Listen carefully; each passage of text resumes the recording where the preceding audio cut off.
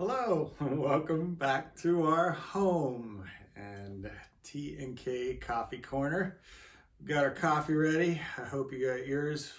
Um, I would encourage you, this has nothing to do with uplifting or what we're going to talk about, but if you're going to do coffee, I think Krista would agree, get whole beans, grind them yourself, and then do a French press. Yes. It's a little more work, but it is totally worth it. French press brews a good cup of coffee. We have French Press Friday. Yes. We have French press Friday because typically both of us are off. Of course, we're off. We're around each other more often now with the quarantine, but typically we would have French press Friday and enjoy a good cup of coffee. So go French press. That's the way to go. So anyway, today you can't tell, but we're up in our game here. We got some attachments for the camera and so forth for our tripod. Last week we had it rubber banded to the tripod because we just didn't have any other way to do it. And then the cat came by and it almost flew off. And but now we're getting high tech around here, so we're enjoying that. And that's an awesome thing. We thought today for T&K Coffee Corner that we would talk about what keeps a marriage grounded, for lack of a better term, just kind of keeping things strong and moving. And what we tend to see is people, even society and TV shows, tend to view marriage as, okay, well, that's the end of the romance and that's the end of the relationship, and once you get married, that's the nail in the coffin and everything changes and it's so bad, and all the happiness and joy goes out the window. And she made her way into the camera again. Yeah, you all see our cat, right? She's kind of a diva. But anyway, and that shouldn't be the way it is. I mean, if you're marrying the person that this is your soulmate and this is the person you love and want to spend the rest of your life with, the dating relationship should not have been the highlight of your relationship. It just doesn't make any sense. That should lead up to the best parts that should be in marriage. So again, Krista and I are not marriage gurus. We're not some kind of experts that wrote volumes of books and host a bunch of giant seminars and things like that. We just have some experience we want to share. For better or for worse, this is what we have to share, and we do. The thing is, we just have a heart to see strong marriages, strong families, strong relationships, and so that's why we do these videos. And we thank you for everybody who watched the first video and the feedback that we got. We appreciate all of that. Thank you for that. Yeah. All right, so we're going to talk about keeping a marriage grounded or strong, or however you want to put it. I think the first thing, and we have some notes because we want to make sure we hit everything we had talked about prior to brewing our coffee. But one of the things we had come up with was dating, to stay dating. The dating relationship is often seen as that big highlight, unfortunately, where the romance happens and you're getting to know each other, and then after that, you lose that at some point because life comes in, kids come in, and you don't go out and date that often anymore. And the one thing I want to bring out about dating is it doesn't always have to be some big extravagant thing where you spend money. That's excused often. Well, we don't have money to go out on a date anymore. We got braces to put on kids' teeth and all kinds of stuff, and we just can't afford. It doesn't always have to be that. Right. Sometimes it's just go get a cup of coffee and get away. Go for a walk. You can do that. It can be very simple and very inexpensive. You don't always, it's not about how much money you spend. Now, spend a few times a year to go out and to eat and have a nice dinner or something like that, or go to a show. I would prefer a dinner because you get to talk. A show, you're not really talking. But not to say that every time you go out and date your spouse that you gotta drop a ton of money. You just go out, and sometimes those things can be off the cuff. You don't have to necessarily always put them in the calendar, but sometimes our calendars get so busy, maybe that's what we have to do. What do you think? Yeah, and I would say right now in the time of quarantine is a good time to practice those non-expensive ways to date. I know some of you can't leave your kids at home and go out for a walk without them or whatever, but they do eventually go to bed. Just cuddle up on the couch together, whether it's just to sit and have some time together, just to watch a show together, but make it a point to spend just the two of you time. I think it's important. I think it's necessity. Right. Yeah. And do the things you might have done back in the day. Revive some of that.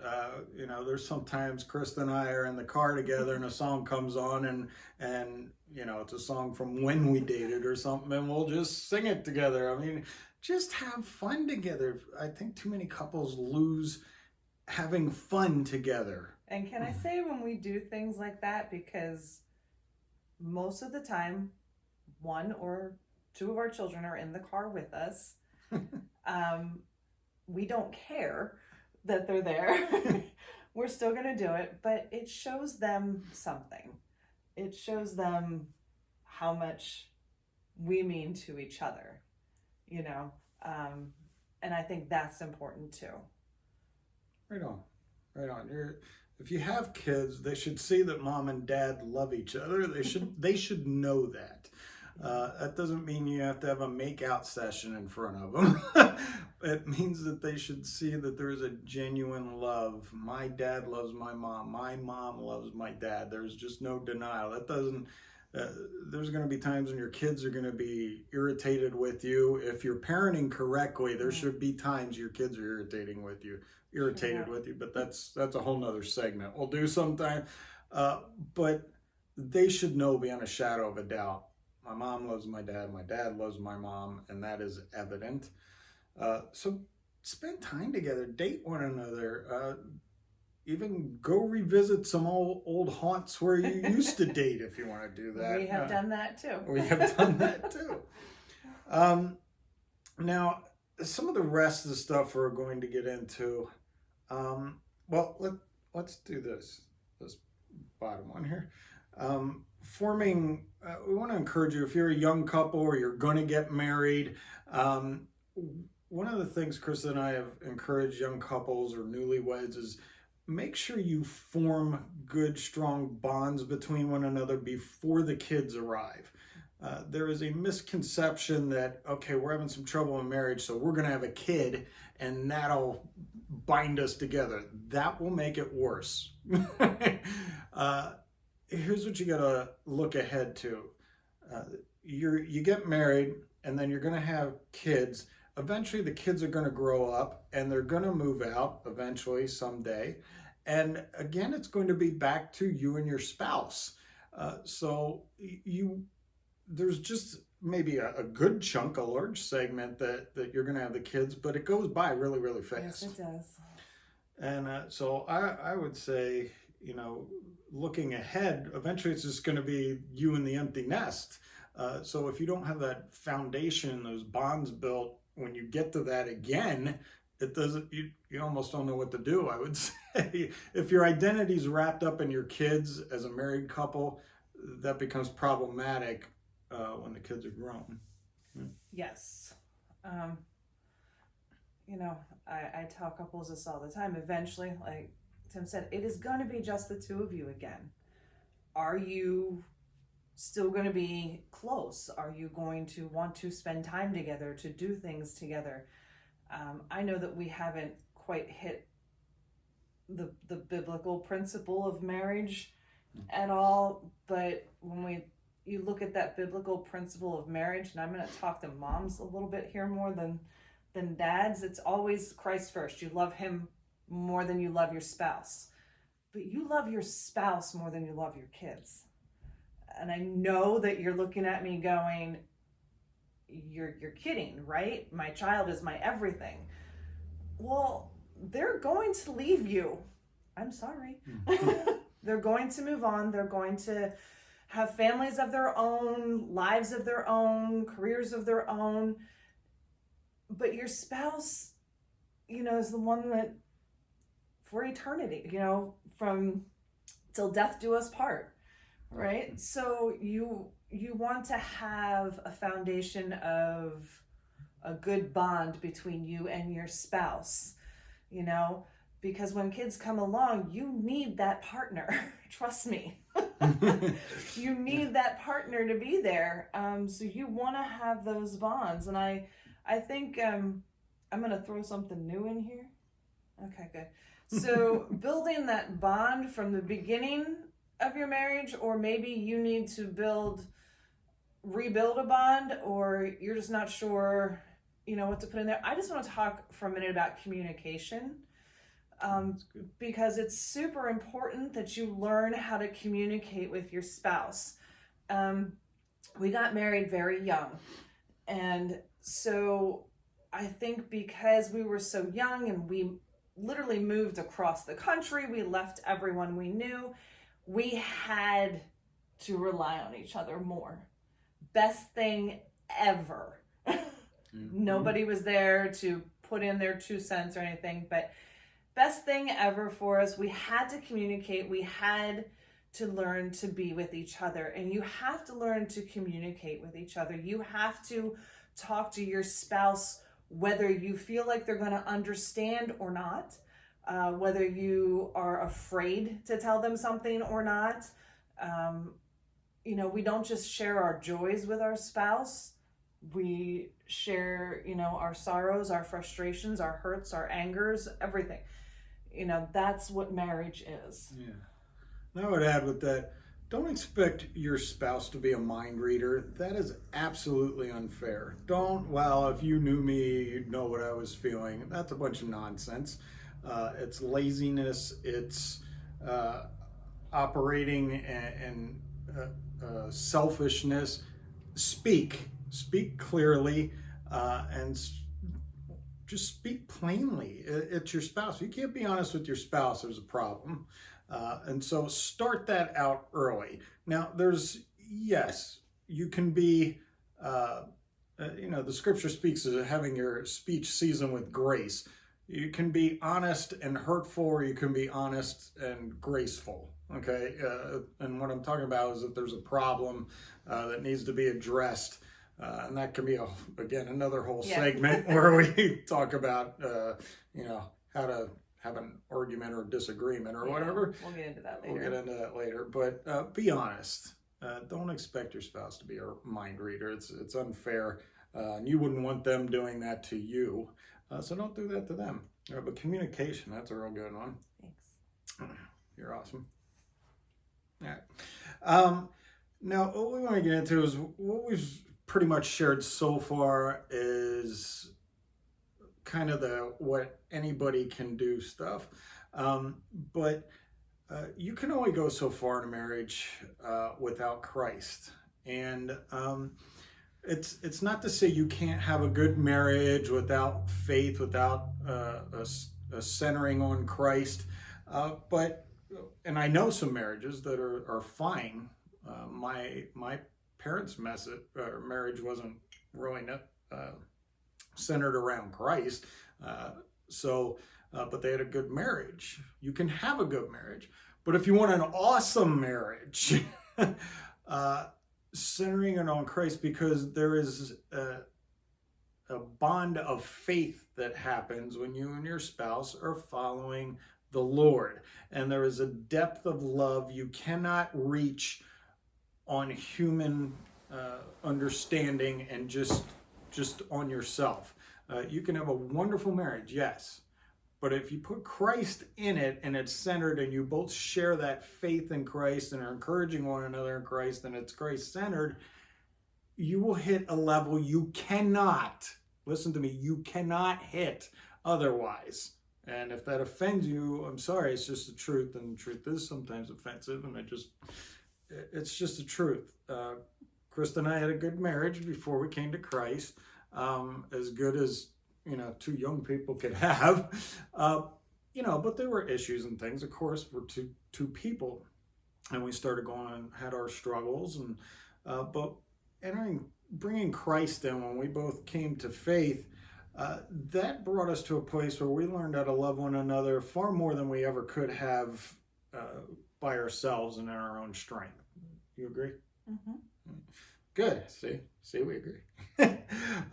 So some of the things we want to talk about in the last part of this whole segment is putting Christ into your marriage. Right? And this is one of the reasons why, if there's a couple who comes to me and they're like, we want to get married, and, one of them's a Christian, one of them's not, that can become a place of contention, because there's a spot where they're not going to be able to connect at the best spot, at the deepest spot.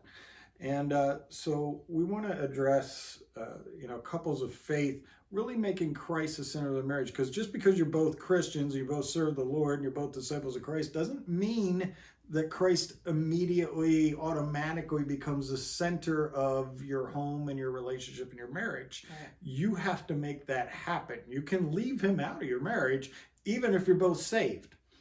Right. So I think one of the things is going to church together. You want to speak on that? I do. All right, you go for it. It is super important to go to church together, whether you're a couple or a family. When we started going to church, it was just the two of us. But every time we were at church together.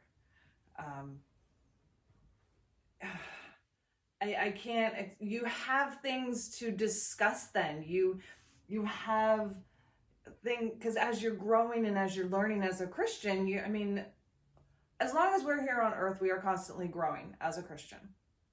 So no matter how far along you are in your marriage, you should always be growing as an individual. When you go to church together, you now have something that you're growing in together. You're able to discuss together, and just to have that time to grow together, to learn the Word of God, to be fed, to hear, to interact with other people of faith. Now, again, I'm going to hit on the quarantine. We're in quarantine. You can't go to church. Wrong. Get on your couch. You can go to several churches every Sunday, any day of the week, because everybody's online somewhere, whether it's Facebook Live, YouTube, whatever. You can sit down and go to church together. You can then discuss those messages, what you think was good or what could have been better. And you don't have to just listen to one. You can listen to more. We listen to several messages every Sunday because, first of all, I just think it's awesome to be able to hear people I don't get to hear all the time. Right. Friends of ours or former students or, whomever. But go to church together. We're going to talk about being separate then, but church is not something that's separate. Right. Church is together. If you want to build a foundation built on Christ, you need to be together. Right. Now to add to that, if you're going to separate, because we know some couples and it's like, wow, I like this church over here and this church is good for you, so we'll go to separate churches.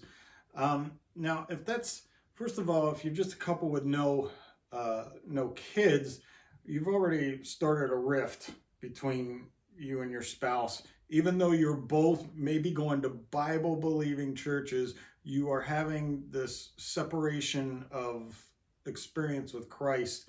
And you say, well, we'll come home and we'll talk about it. But here's what you're missing.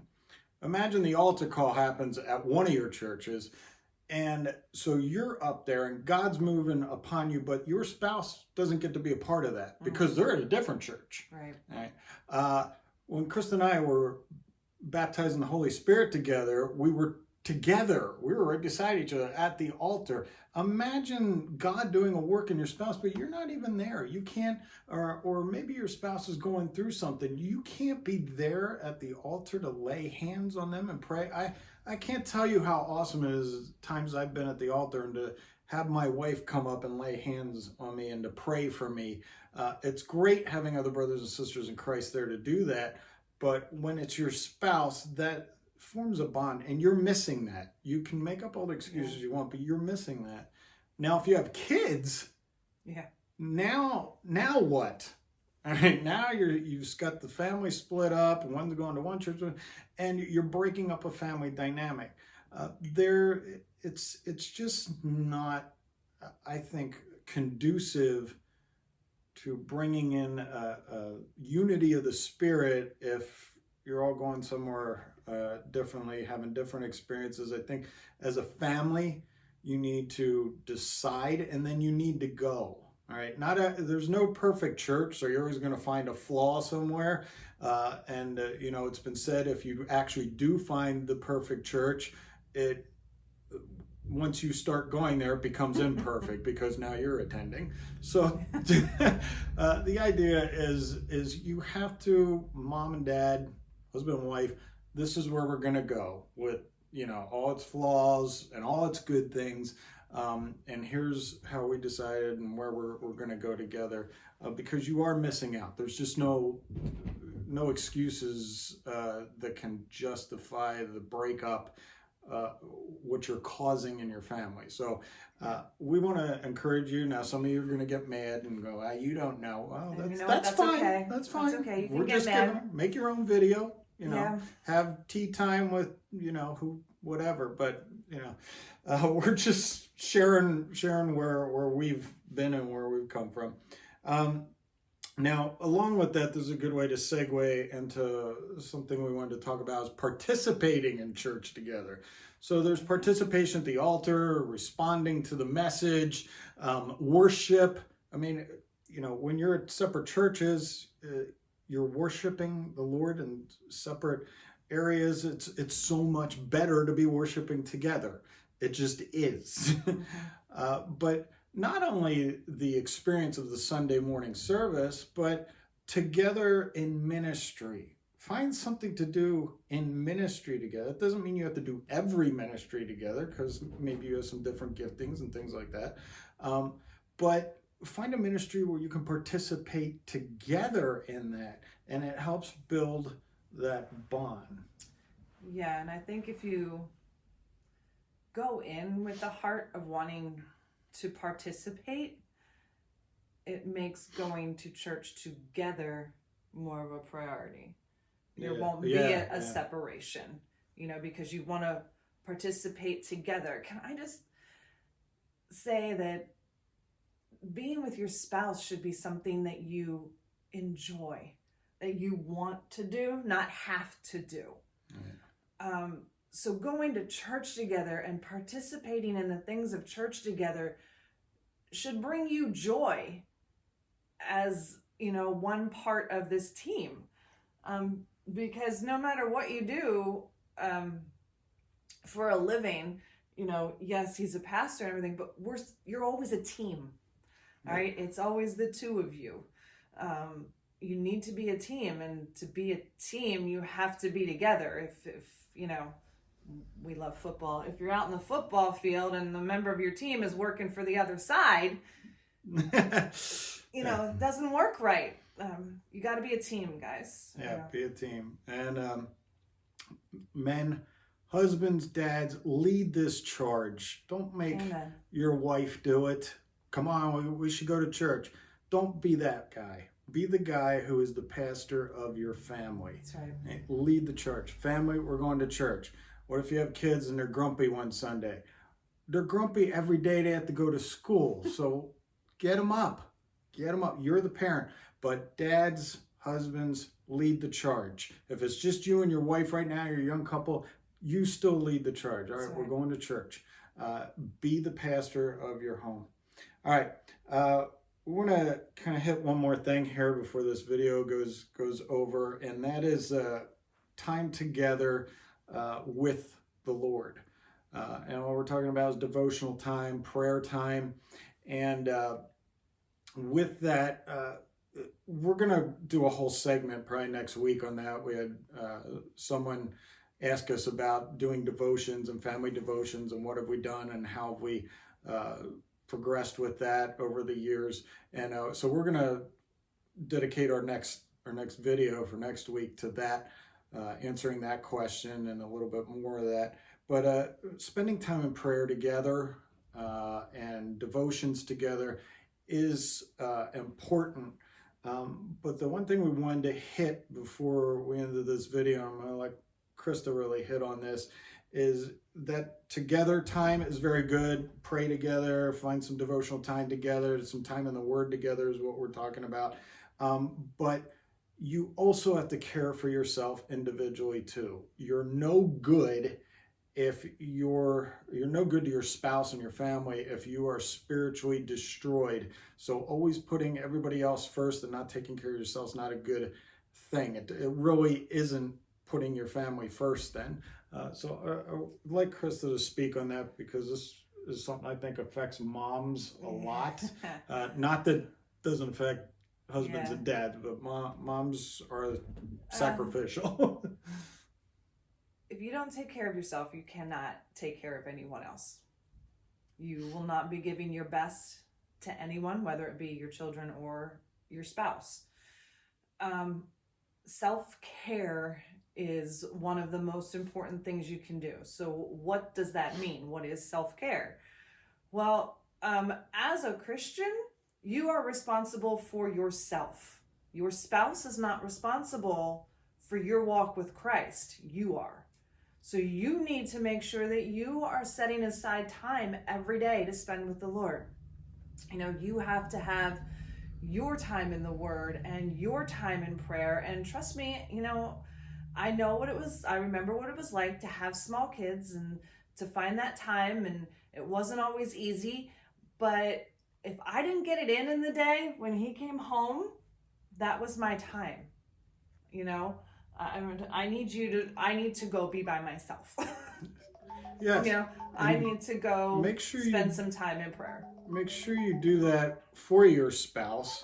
Is allow them, make sure they are given that time. Don't demand time from them if they haven't had time with the Lord. So provide it for them.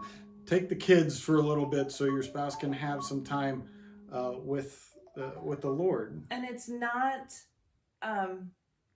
selfish to ask for it. Yes. Okay. Please don't ever think that it's selfish to ask for time. Also, you know, take some time to go do something that helps you decompress.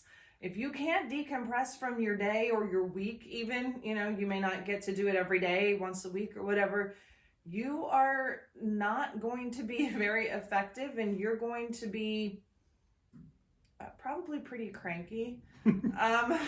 Which just makes everyone happy. Right. So it's important to decompress, and it's important to share with your spouse how you decompress. I remember the conversation we had and getting him to understand how I decompress. He didn't understand what it was for me, and I had to explain it to him, and then he's like, oh, okay. You know, so then that time and that activity was something that he allowed me to do because he knew what it did for me. All right. Taking time away, ladies, to go to a retreat, a Bible study, things like, it's not selfish. None of that is selfish. That's self-care. You know, it's important to take care of yourself. Yes. So when you take care of yourself, then you're able to take care of your family better, take care of your spouse better, and form a better strength in your marriage because you are strong. You're one of the links in your marriage. So I would kind of wrap it up with this illustration concerning that. When you're on an airplane and you're getting ready to go, and the flight attendant, they always do this safety briefing, right? And they say if we lose pressure in the cabin, the mask will drop down. They always tell parents, put your mask on first, then put your child's mask on. And the point is because if you fumble around trying to put your child's mask on, you can't get it on, you both pass out. If you pass out, the child passes out. Put your mask on, then you're okay and you're healthy and you're getting oxygen, so you can put your child's mask on and take care of them. If you put them first in that scenario, you hurt both of you. It's the same thing spiritually, in a marriage and in family. You do have to take care of yourself. You have to be spiritually healthy so that you can be a strength into your family and not a weakness and a drain and someone dragging the entire thing down. So take care of yourself, okay? Mm-hmm. Your walk with Jesus Christ is important. That will strengthen your marriage being centered on Christ. Your marriage being centered on Christ will not strengthen your personal walk. It doesn't work that way. It works the other way. Both of you have to have a personal walk with Christ that is healthy and strong, and that will enhance the centering of Christ in your marriage and family. Yes. I would encourage, if you can manage the time and the finances for both husband and wife, to each take time to go to a conference or a retreat through the year. What?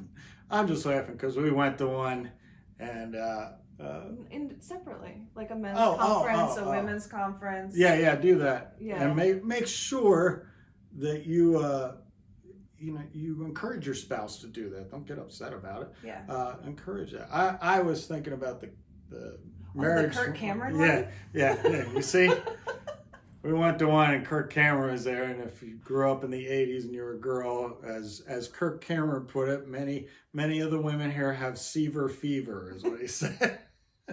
Because Kirk Cameron was a big thing then. But so I was thinking individually. Yes. Well, you're smarter than me. Well, all right. I think that's a good segment today, and hopefully it helped you out and gave you some things to think about and encouragement. And we really do just want to encourage you to have strong marriage and strong walk with Christ and strong families. And as I said, next week we're going to talk about devotionals and family devotions, couple devotions, prayer, things like that together in a longer segment just focused on that. If you have anything you want us to address, please drop it in the comments. We'd be happy to address those things and see how we can help, or if we can give you some advice of at least what not to do. We'll be happy to pass that along to you. And so thanks for joining us again, and go get yourself a French press and grind your own coffee. That is some good stuff. God bless you, and we'll see you next week for T&K Coffee Corner.